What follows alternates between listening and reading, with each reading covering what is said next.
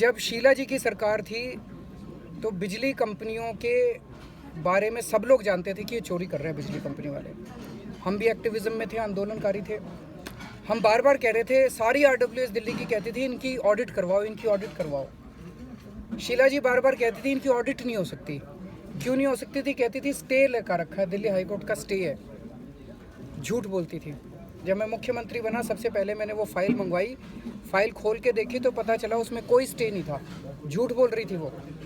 तो क्यों नहीं ऑडिट करवा रही थी? ऑडिट इसलिए नहीं करवा रही थी कि कांग्रेस वाले बिजली कंपनियों के साथ मिले हुए थे, मिल के भ्रष्टाचार किया था। अगर ऑडिट हो जाता तो वो भ्रष्टाचार सामने आ जाता।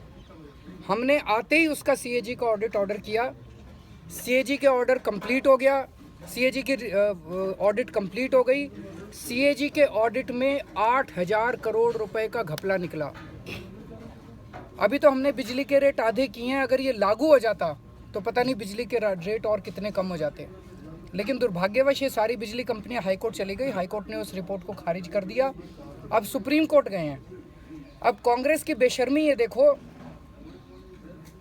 एक तरफ दिल्ली सरकार, आम आदमी पार्टी की सरकार, हमारी सरकार सुप्रीम कोर्ट के अंदर ये गुहार कर रही है जी सीएजी ने जो रिपोर्ट बनाई है वो बिल्कुल ठीक है, 8,000 करोड़ का इन्होंने घपला किया है और सीएजी की रिपोर्ट को लागू करवाया जाए। और उधर बिजली कंपनियों को बचाने के लिए कौन पहुंचा है? कांग्रेस ने अपने 3 सबसे बड़े वकील खड़े किए हैं बिजली कंपनियों को बचाने के लिए। पी चिदम्बरम, कपिल सिब्बल, अभिषेक मनु सिंघवी।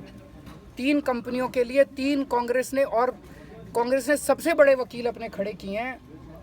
ये क्या दिखाता है? कांग्रेस को क्या जरूरत थी? क्या जरूरत थी अपने वकील भेजने की उनको बचाने के लिए? इसका मतलब कांग्रेस सीधे सीधे उस 8,000 करोड़ रुपए के घपले में शामिल है। हम दिल्ली के जनता को के लिए लड़ रहे हैं वहाँ पे, और कांग्रेस बिजली कंपनियों के लिए लड़ रही है। दिल्ली की जनता को ये देखना पड़ेगा कि किस तरह से कांग्रेस ने लूटा है दिल्ली को 15 साल के अंदर, की अब हारने के बाद भी बिजली कंपनियों को बचाने के लिए वो सुप्रीम कोर्ट गई हुई है।